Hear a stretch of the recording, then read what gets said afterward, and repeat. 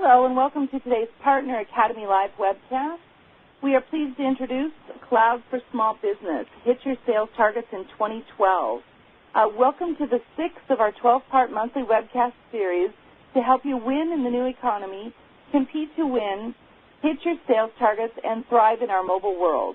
Join us the second Wednesday of every month at 8 a.m. Pacific for a new session dedicated to improving your sales performance. You can also participate live on these events on Twitter at #Time2Thrive5. And your presenter today for our first event is Josh Waldo, who is a Senior Director for New Markets and Emerging Channels. Now, without any further delay, it is my pleasure to hand it over. Josh, you now have the floor. Great. Thank you very much. Again, my name is Josh Waldo. I'm in charge of something that we call New Markets and Emerging Channels within the Worldwide Partner Group at Microsoft. What that basically means is when we have new technology or new products or services that we need to be successful with, my team focuses on the channel strategy or the partner strategy and the actual execution elements that happen throughout the Microsoft field in different parts of the world. So our goal is to mainstream big bet opportunities for partners and for Microsoft through the channel and to do it as quickly as possible. And that means really getting a lot of things right. That means getting the business model right. That means getting the selling motions right. That means getting the partner process, the doing business with Microsoft part right. And I have different team members focusing on those things. Right now our big focus is around cloud services, cloud computing, and I'll go into a little more of what that means at a high level. And today I'm going to go through that. I'm also going to go through what we consider best practices as per partners that have had success selling cloud. And I'm really just going to be brushing this at a high level since we only have 30 minutes, or actually I've got probably about 23 minutes now if my calculation's correct, to really kind of give you an introduction to this. In future webcasts, I really want to have partners up here talking about how they do it right. It's great. It's all great to hear from Microsoft employees about what we think, but I think it's even of higher impact to hear from fellow partners of the similar makeup as yourself and how they actually are driving success with cloud technology. So be looking for future webcasts related to that. So the first thing I want to do really quickly is set the stage. And it's really around how the world is changing and the important IT trends that are contributing to that. And I think the change that we're all feeling, both as a platform company and as solution partners and different types of partners in the Microsoft Partner Network.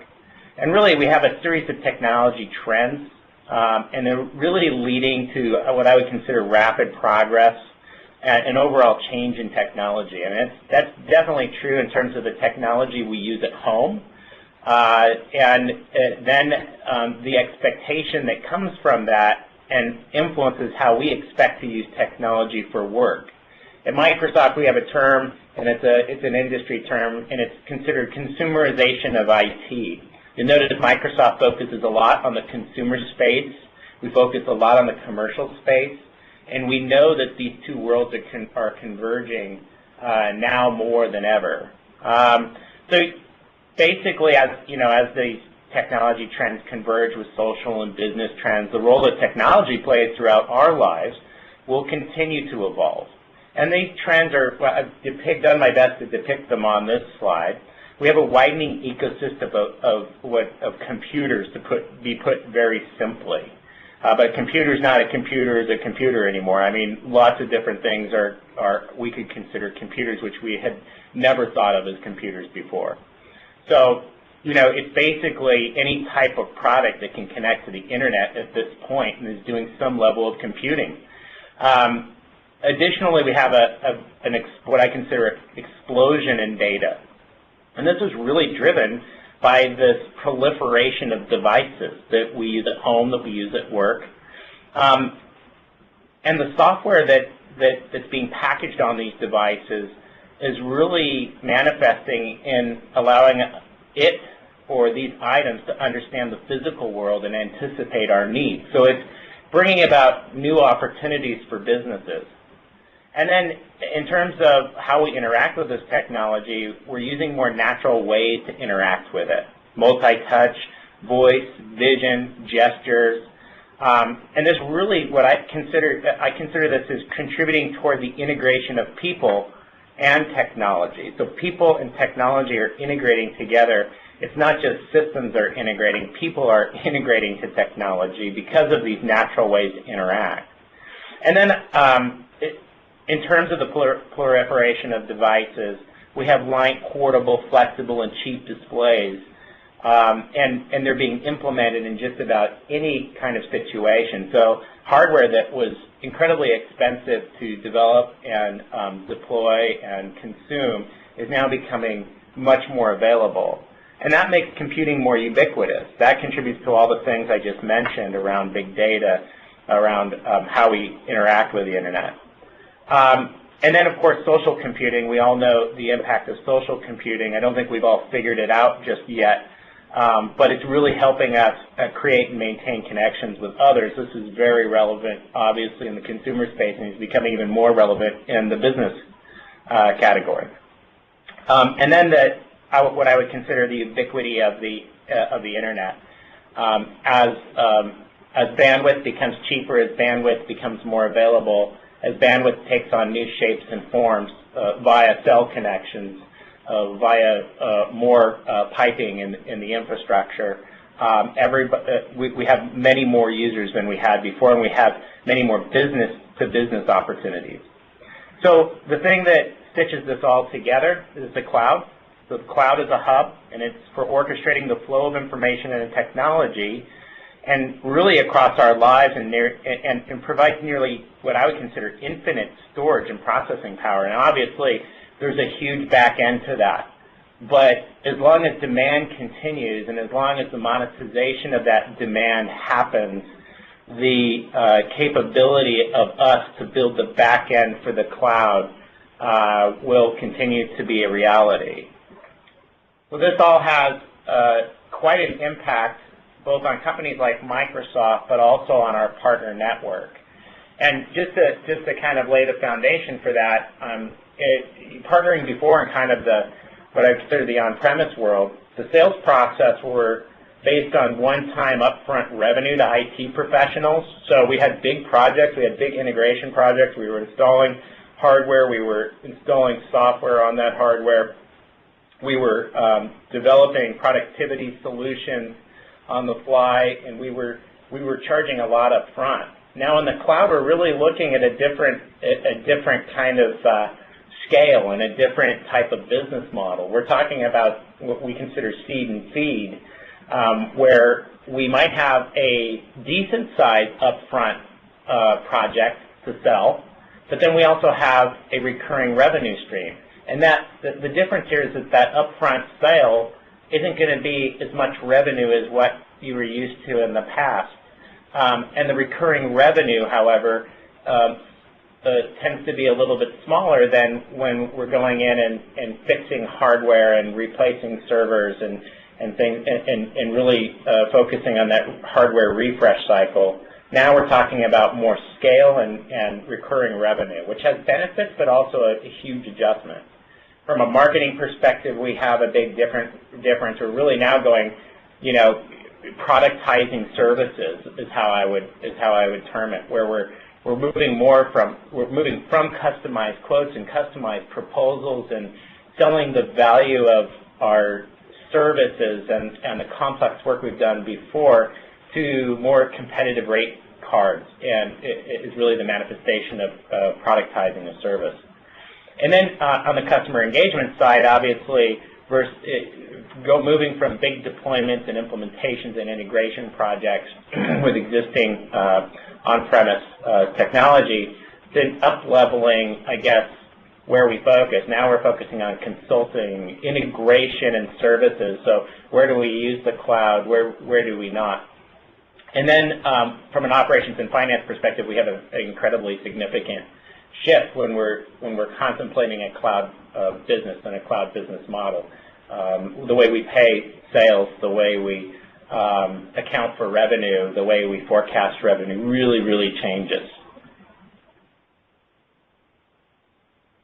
So how does Microsoft address this, and how do partners take advantage of it? At a high level, we have what we consider the private cloud and the on-premise business.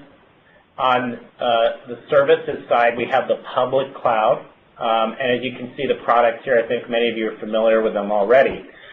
In the middle, we have the hybrid cloud, and that is the sweet spot in many ways for the opportunities of today, which is where we link not only the existing on-premise infrastructure, but we extend the capability and what I would call the utilization of that infrastructure via virtualization, managing it with things like System Center, and extending that hardware and software capability from a virtual perspective, but also then helping our clients be smarter about which workloads they host on premise in which they take to the cloud. Not every customer needs to have their email on premise.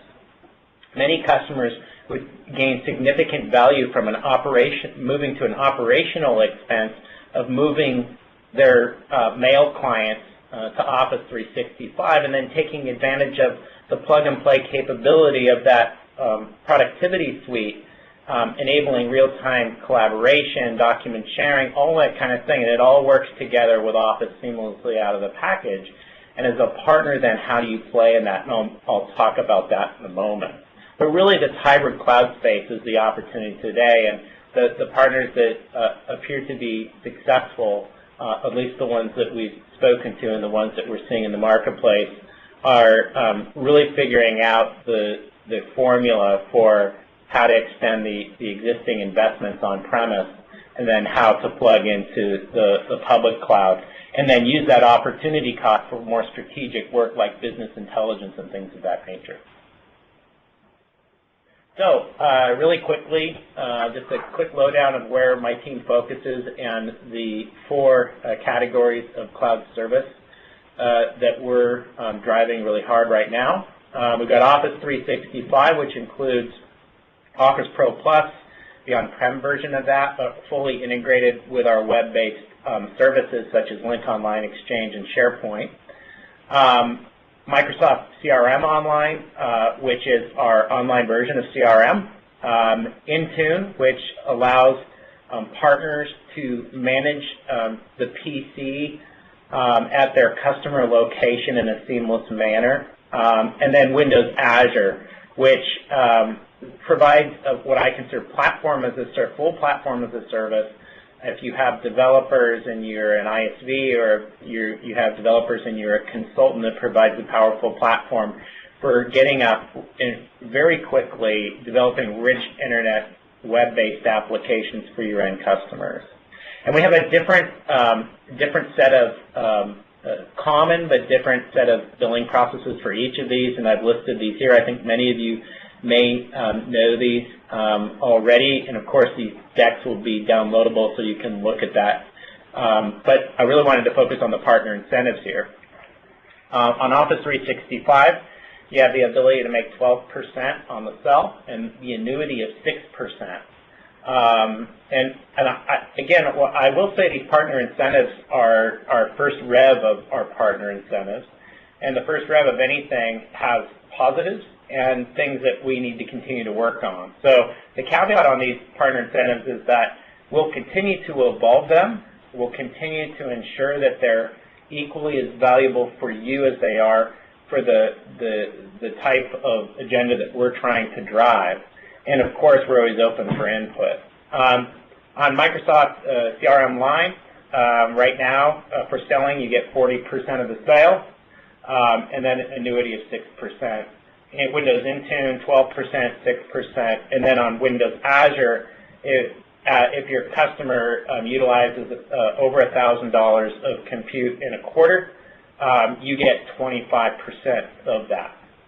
So anyways, we're available for questions, and of course there will be an email that you can provide, and a Twitter you can provide more questions to, and we'll make sure that we get you squared away on this stuff. But this is where I really want to focus, because this is where the economics of the deal really come alive. And to give you an idea of where we came up with these is we had a panel just recently of over 50 partners that are made up of different types around the globe, and many of these were partners that focus in the SMB segment, or the small and medium business segment. And I just went through the partner of record fees, or what we call the channel incentives for online services. But I think those are very much overshadowed by the services opportunity that can be gained from focusing on cloud services or having a division of your company focusing on cloud services. The first one's around business consulting and customization. So again, since we've now, in cloud, we're moving away from some of the traditional things we've done around IT value, there's an opportunity to up-level the discussion to business value. And a lot of that is leveraging some of the trends that I was talking about earlier. Whether we're going to leverage big data for business intelligence, for anticipating the needs of our customers, and for our customers to glean the insights they need to make better business decisions. The opportunity cost from moving somebody to a more cost-effective email solution, for instance, is that you then potentially free up those dollars to do some Azure development and some BI work, for instance, for your end customer. Security assessment. This one has been very popular. One of the biggest concerns with the cloud is security, but we feel you can get ahead of that. We actually feel that you can go in and develop a productized service around, and we've seen partners be successful with this, around security assessment, really looking at their overall on-premise infrastructure, figuring out what their business needs are, and then giving them an assessment of their risks and vulnerabilities, and then what you can do for them moving forward, not only from an upfront project perspective and implementing the right secure cloud-based solution so that they get maximum value, but then an ongoing annuity service for longer-term security checks and whatnot. And again, this is productization of service. Migration and integration, really it's about looking at their existing infrastructure, what cloud technology we sell them, and then ensuring that the right integration points are developed and maintained ongoing. So that can mean Active Directory work within Office 365 and how that interacts with other on-premise pieces of their infrastructure. It can mean a lot of different things, but there's a lot of possibility there. Managed services is something that the cloud is all about. In other words, the cloud is all about annuity, and that's really the end result of a managed service. So companies that do really well in the cloud space are charging upfront fees for the initial work, onboarding employees to the new productivity suite, doing all those kinds of things, but then developing an ongoing package so the customer doesn't have to think about things moving forward and everything is done for them. There's customers that will pay a premium per user every time they have a new employee that needs to be set up to an employee that needs to be decommissioned. That cycle actually, when you come up with a cost per user to sell, a very reliable thing that's not time and materials but really product-based, that's a very interesting thing for an end customer because it provides reliability. They don't have to think about it. They know exactly what it's going to cost every single time. Some people are doing that as a flat fee. Some people are doing that per user. And it follows along really nicely. Anytime you can follow along with the cloud business model in your services strategy, everything ticks and ties nicely for the customer. So then, of course, there's the partner of record fees.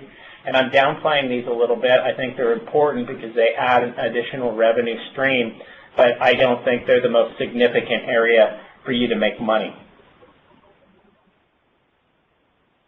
So this is the deal economics, and this is an example. I mentioned those 50 partners that we did a study with. We ran through a full financial model across the responses that they provided us and came up with averages of what you could expect to be successful with a given project. And this kind of plays off of the last slide. But basically, I have this broken out in year 1 and year 2, and this is based off of experienced partners actually doing this. You can see the legend at the bottom. The orange section is project management, and we have business and consulting service, managed services, migration, deployment, and partner record fees, again, at the bottom. And in year 1, on a 250-seat opportunity with Office 365 as the primary lever, what we found is that in the first year, the project management, basically that a lot of that work that you would do up front in a traditional project was around $12,000. The business and consulting services that went along with it, that's a pretty general bucket, and there's a lot of different things involved in there, and I think I have a graphic of that here, was around another 12 grand. The managed services opportunity in year 1 was $27,000, and you'll see in year 2 it's similar. Migration and deployment was a lot of upfront work, and this is more similar to the traditional for a project, was $41,000. And I apologize for the truncated text here. That's how it converted. And then the partner record fees was $20,000 because of the higher commission rate in year 1.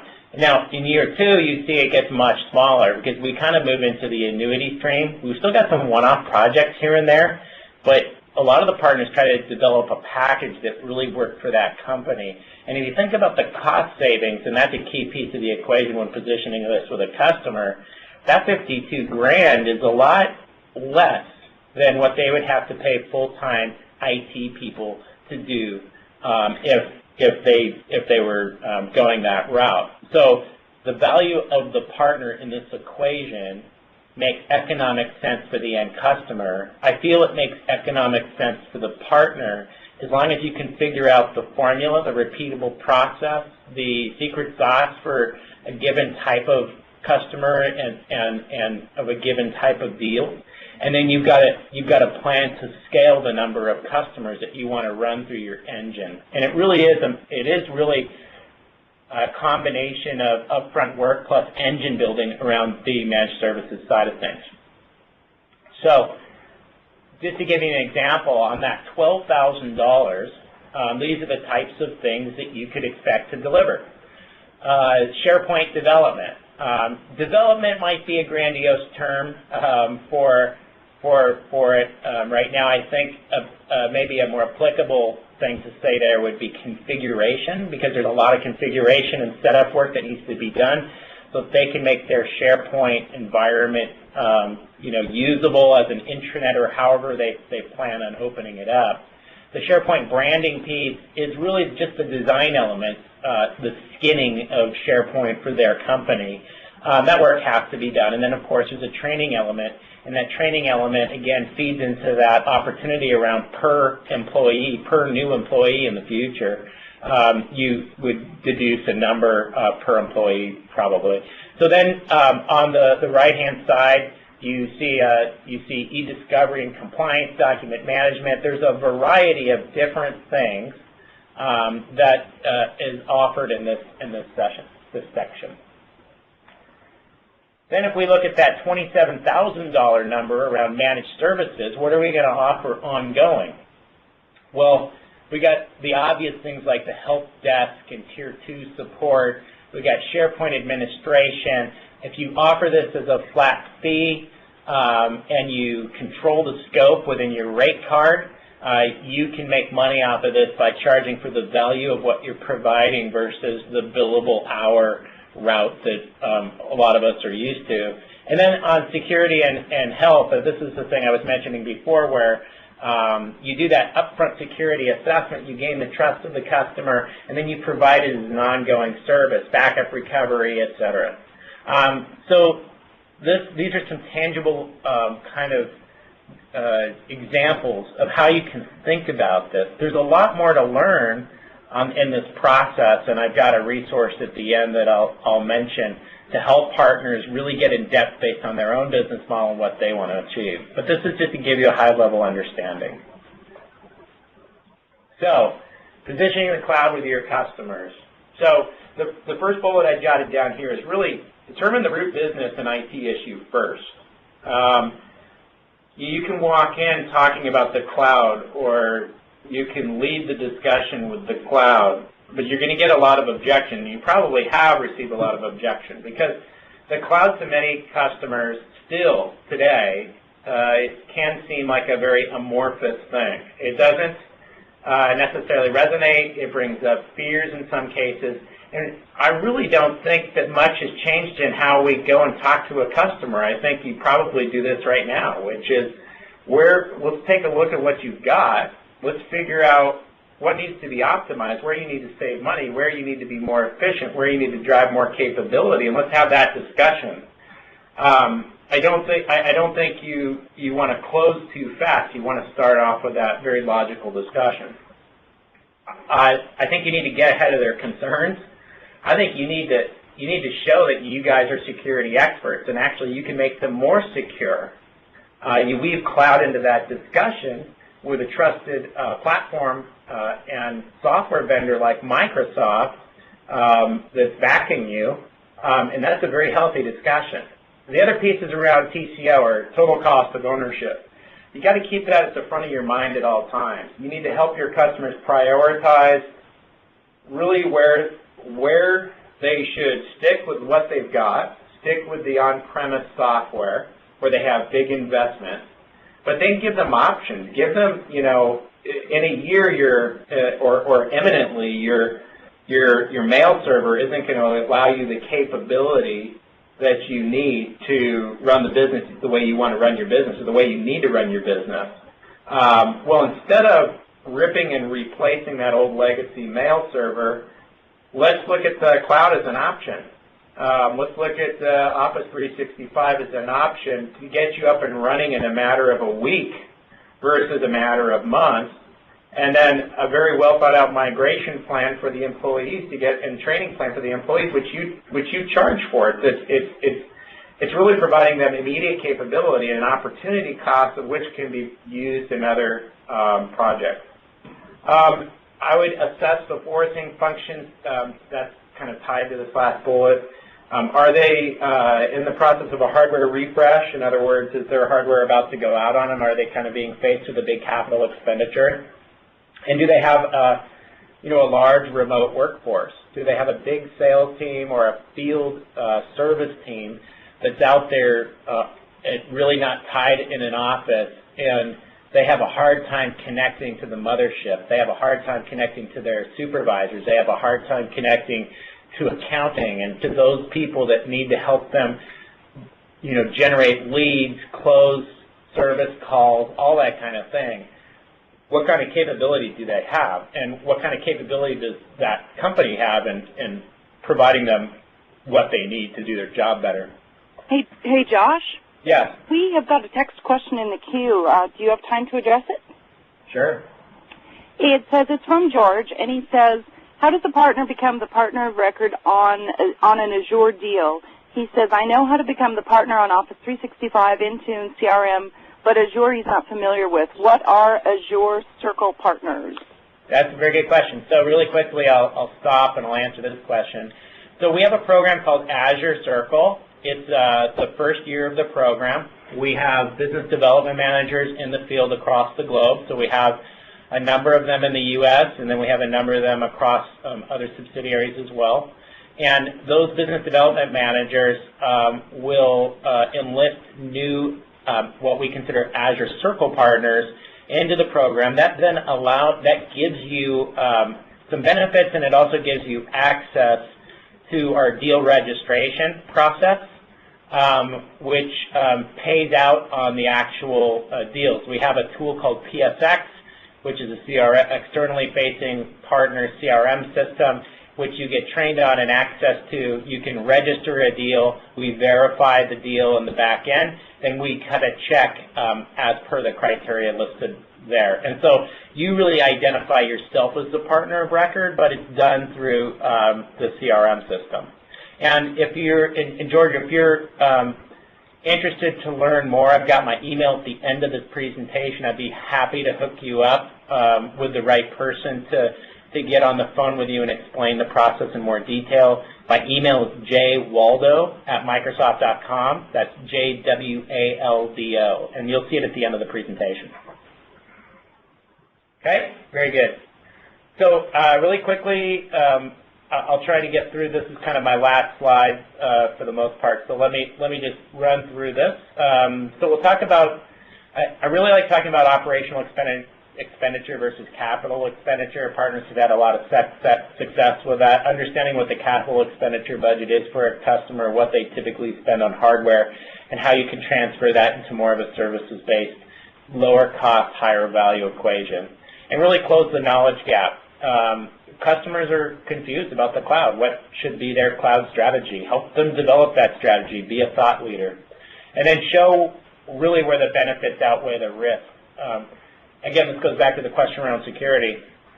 Like any technology or any innovation that happens, once the benefits clearly outweigh the risks, meaning the business value is so much higher in someone's mind than the risks that they're taking, they invariably always adopt that technology, and in many cases forget, even to their own detriment in some cases, forget about the security issues.